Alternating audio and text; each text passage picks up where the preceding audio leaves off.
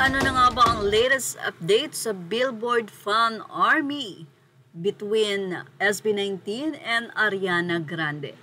As of 1 hour, ito po ay updated ng isa sa SB19 fan at nakalagay nga dito yung face-off round 2. Ang SB19 as of now ay may 93.0% vote, habang ang round 2 naman kay Ariana Grande ay 7.0% vote. So yung 93.0 is 881,082, habang ang 7.0 naman ay 66,449.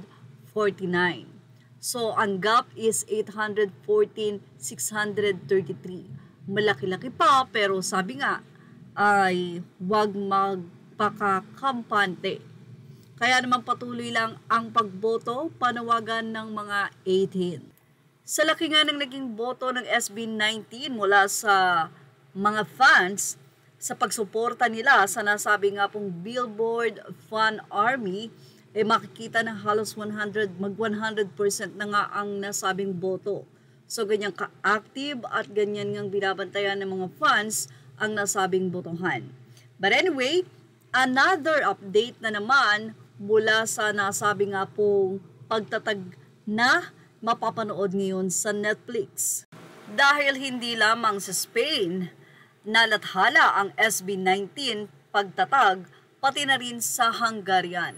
So ito po ay pagbabahagi ng 18 fans Facebook page kung saan nakalagay nga doon yung nasabing lingwahe ng Hungarian. At syempre, nasa number 7 pa, nakalagay po dyan, for sure, ito ay about sa pagtatag documentary.